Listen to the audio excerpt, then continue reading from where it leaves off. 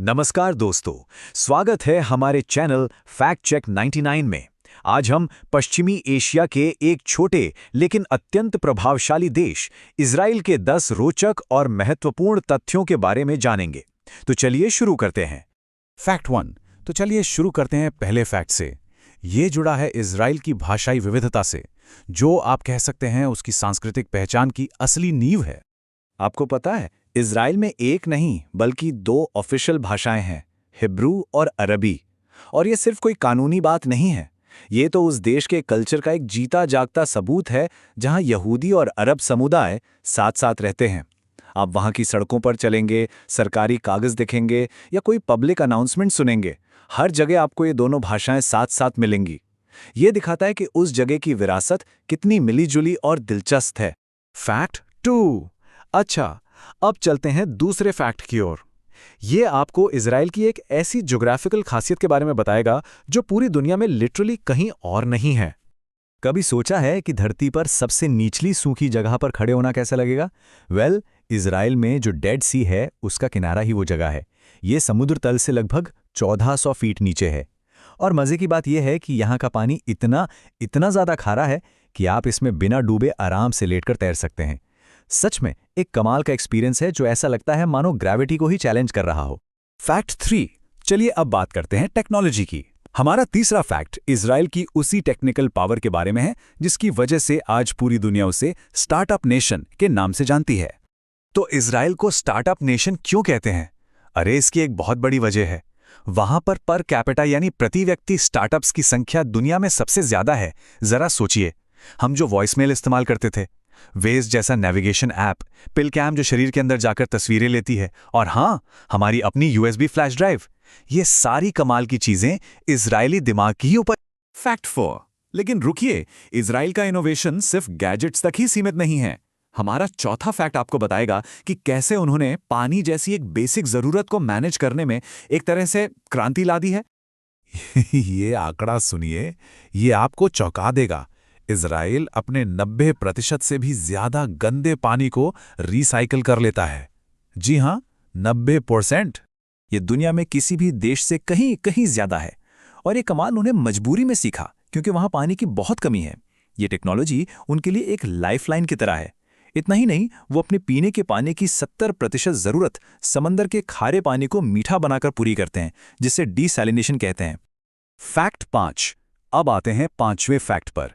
ये Israeli culture की एक बहुत ही गहरी बात बताता है, और वो है ज्ञान और इतिहास के लिए उनका जबरदस्त सम्मान। जरा सोचकर देखिए, पूरी दुनिया में इजराइल ही वो देश है जहां प्रति व्यक्ति सबसे ज्यादा म्यूजियम्स हैं। ये सिर्फ एक रिकॉर्ड बनाने के लिए नहीं है, बल्कि ये इस बात का सबूत है कि वहां का समाज अपनी जड़ों को, अपनी हिस्ट्री को, आर्ट और नॉलेज को कितनी ज्यादा अहमियत देता है। ये दिखाता है कि वो अपनी विरासत को बचाने के लिए कितने कमिटेड हैं। फैक्ट 6। अगला फैक्ट वाकई कमाल का है। ये एक ऐसी भाषाई कामयाबी के बारे में है जिसे एक जमाने में लगभग नामुमकिन माना जाता था। इजराइल ने वो कर दिखाया जो आज तक कोई और देश नहीं कर पाया। उन्होंने एक मृत भाषा को दोबारा जिंदा कर दिया। जी हां, हिब्रू भाषा, जो सदियों तक सिर्फ धार्मिक किताबों और प्रार्थनाओं तक ही सीमित रह गई थी, आज इजराइल की रोजमर्रा की मॉडर्न और नेशनल लैंग्वेज है। पूरी दुनिया में किसी भाषा को फिर से जिंदा करने का इससे बड़ा और सफल उदाहरण शायद ही कोई और हो। फैक्ट 7। तो अब बात करते हैं फैक्ट नंबर 7 की। ये हमें बताता है कि इजरायली इनोवेशन सिर्फ हाईटेक लैब्स में नहीं होता, बल्कि ये खेतों तक भी पहुंचा है, और इसने वहां खेती का पूरा नक्शा ही बदल दिया है। आपने ड्रिप इरिगेशन का नाम तो सुना ही होगा, या चेरी टमाटर खाए होंगे। और क्या बिना कांटों वाले कैक्टस के बारे में जानते हैं? ये सब इजराइल के ही एग्रीकल्चरल इन्वेंशंस हैं। खासकर ड्रिप इरिगेशन, मतलब बूंद बूंद से सिंचाई की जो टेक्निक है, उसने तो पूरी दुनिया में, खासकर सूखे इलाकों में, खेती में क्रांति ला दी है। पानी की एक एक बूंद बचाकर फसल की पैदावार बढ़ाना इसी से मुमकिन हुआ है। फैक्ट 8। हमारा 8वां फैक्ट हमें आज की डिजिटल दुनिया के सबसे बड़े चैलेंज की तरफ ले जाता है, साइबर सिक्योरिटी। और आपको जानकर हैरानी होगी कि इस फील्ड में इजराइल एक सुपर पावर है। इस आंकड़े पर जरा गौर कीजिए। इजराइल में दुनिया की आबादी का सिर्फ 0.1% हिस्सा रहता है, लेकिन दुनिया भर में साइबर सिक्योरिटी में होने वाले टोटल इन्वेस्टमेंट का 10% अकेले यहीं होता है। मतलब अपने साइज से 100 गुना ज्यादा इम्पैक्ट। ये दिखाता है कि ये छोटा सा देश हमारी डिजिटल दुनिया को सेफ रखने में कितना बड़ा और अहम रोल निभा रहा है। फैक्ट 9। तो चलिए अब टेक्नोलॉजी से हटकर पॉलिटिक्स की दुनिया में चलते हैं। हमारा 9वां फैक्ट एक ऐसी महिला के बारे में है जिन्होंने सिर्फ अपने देश में ही नहीं बल्कि पूरी दुनिया में एक नया इतिहास लिखा। इनका नाम है गोल्डा मीर। उन्हें इजरायली पॉलिटिक्स की आयरन लेडी भी कहा जाता है। वो इजराइल की पहली और आज तक की इकलौती महिला प्राइम मिनिस्टर रही हैं।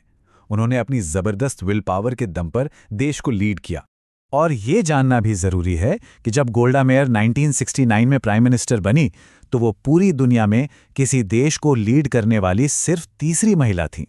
सोचिए, ये सिर्फ इजराइल के लिए ही नहीं बल्कि दुनिया भर में विमेन एम्पावरमेंट के लिए कितना बड़ा और हिस्टोरिक मोमेंट था। फैक्ट 10। और अब आते हैं हमारे 10 और आखिरी फैक्ट पर। ये भी महिलाओं के एक बहुत अहम रोल के बारे में है, लेकिन एक बिल्कुल अलग और चैलेंजिंग फील्ड में, यानी देश की रक्षा में। आपको शायद पता ना हो, लेकिन इजराइल दुनिया के उन बहुत कम देशों में से एक है जहां महिलाओं के लिए भी मिलिट्री सर्विस कंपल्सरी है। वहां ज्यादातर यहूदी महिलाओं को 24 महीने आर्मी में देश की सेवा करनी पड़ती है। आज के समय में इजराइल डिफेंस फोर्सेस यानी आईडीएफ में लगभग 80% रोल महिलाओं के लिए ओपन है। ये आर्म्ड फोर्सेस में जेंडर इक्वालिटी का एक बहुत ही पावरफुल एग्जाम्पल है। और ये बात सिर्फ जमीनी रोल्स तक ही नहीं है। साल 2001 में रोनी जकरमैन इजरायली एयरफोर्स की पहली महिला फाइटर पायलट बनी। इस एक अचीवमेंट ने महिलाओं के लिए सबसे मुश्किल और खतरनाक कॉम्बैट रोल्स के दरवाजे भी खोल दिए और जेंडर इक्वालिटी में एक नया माइलस्टोन सेट किया। दोस्तों, ये थे इजराइल देश से जुड़े 10 रोचक और महत्वपूर्ण तथ्य। अगर आपको ये वीडियो जानकारीपूर्ण लगा हो तो इसे लाइक करें, शेयर करें और ऐसे ही ज्ञानवर्धक वीडियो के लिए हमारे चैनल फैक्ट चेक 99 को सब्सक्राइब करना ना भूलें। जय हिंद, जय भारत।